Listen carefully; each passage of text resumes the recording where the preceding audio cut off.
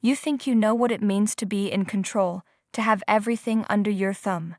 But let me tell you something, nothing, absolutely nothing, prepares you for the feeling of losing yourself to someone you shouldn't want. I didn't plan it. I never meant to go this far. But when I tell you it was inevitable, I mean it. I was falling and there was no way to stop. You know the feeling, right? That electric tension, like a live wire running through your veins every time he walks into the room. I didn't want to give in. I really didn't. But I'm not the one in charge here. No, not anymore. It started with something as simple as a handshake. I still remember that day, his firm grip, the slight lingering touch, the flicker of something deeper in his eyes. I could have ignored it. I should have. But I didn't. I worked at a boutique PR firm, nothing fancy, but it paid the bills. And then came him. Alex Matthews, tall, dark, and utterly magnetic. He was my new client. The kind of man who doesn't need to try hard. He walks into a room and commands attention without saying a word. His reputation preceded him, but it wasn't just his wealth, his success that caught my eye.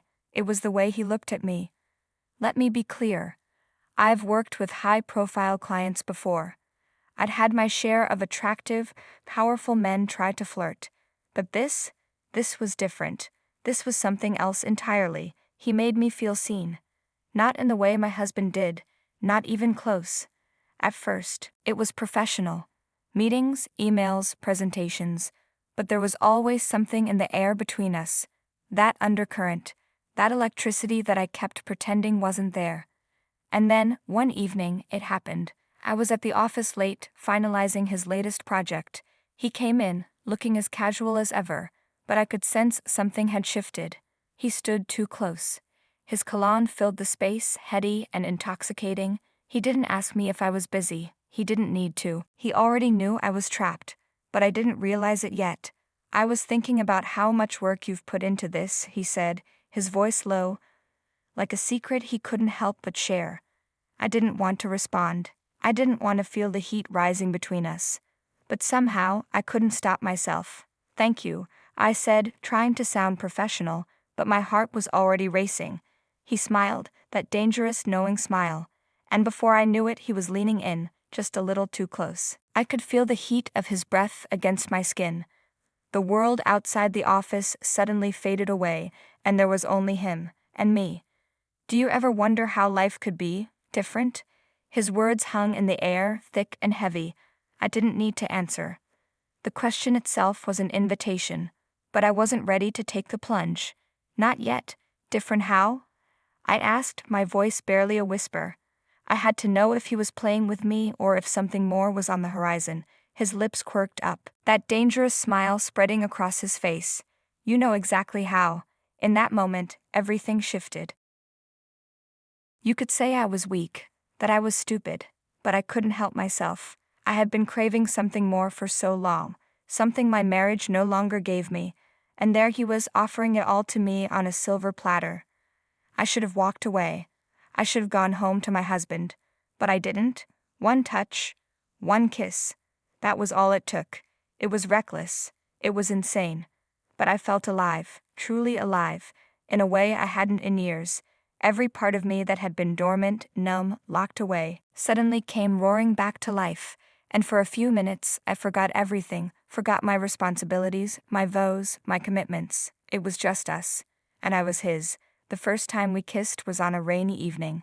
I remember the rain tapping softly against the windows, the dim light casting long shadows on the walls. His hands were all over me, gentle but insistent, pulling me closer with every movement. It should have felt wrong, but instead, it felt like I was finally doing something right for myself. For the first time in years, I didn't have to pretend. I didn't have to be anyone's wife, anyone's daughter, anyone's good girl. I was just me, with him. And after that night, there was no going back. It didn't happen every day. It couldn't. Our schedules were too complicated. But when we did meet, it was electric, in hotels, in his office. Sometimes even in my car parked in some hidden alley where nobody could see. Each time, it felt more dangerous, more thrilling, more forbidden. I'd always prided myself on being in control, but with him I lost that control every single time. His touch made me forget everything, but with every stolen kiss, with every secret encounter, the guilt gnawed at me. At first, I pushed it aside. It was easy to tell myself it wasn't a big deal.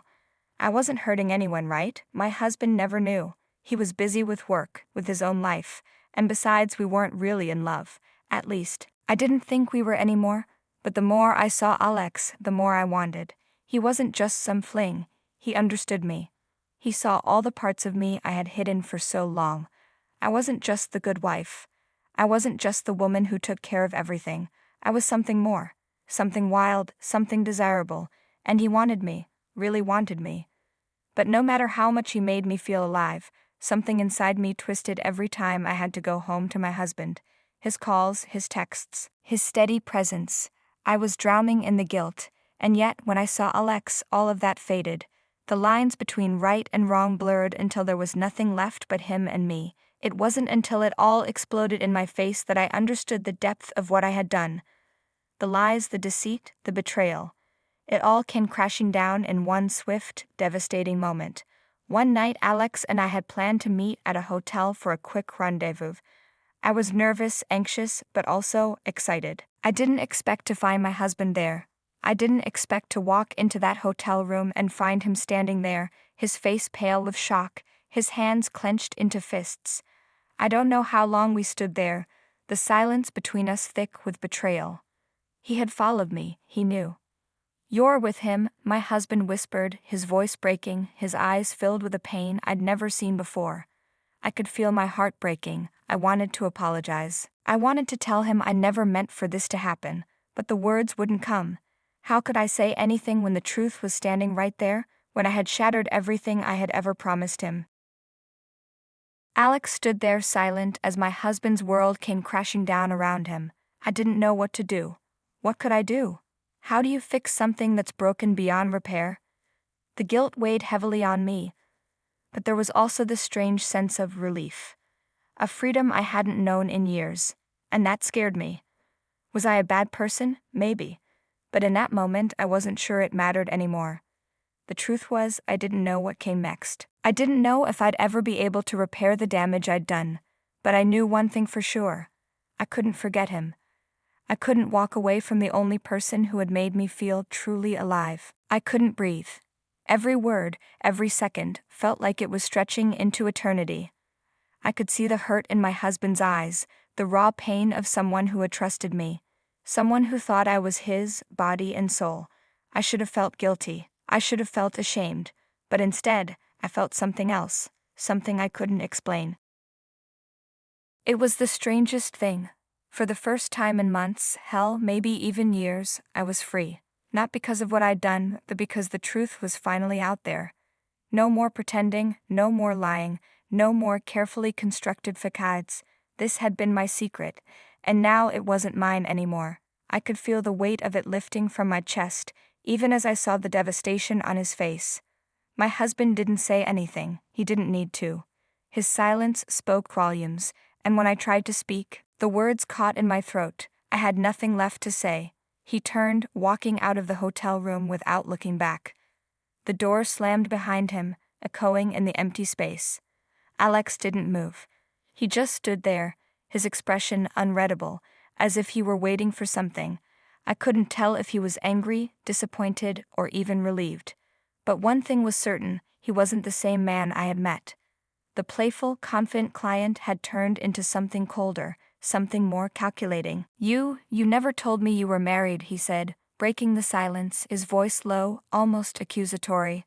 I couldn't look at him. Not now. Not after everything that had happened. "I didn't want you to know," I said, my voice trembling. It felt so small, so weak, in contrast to the raging storm inside of me. He took a step closer, and I could feel the tension crackling between us again, as if nothing had changed. "Why didn't you?" he asked, his tone soft but edged with something I couldn't place.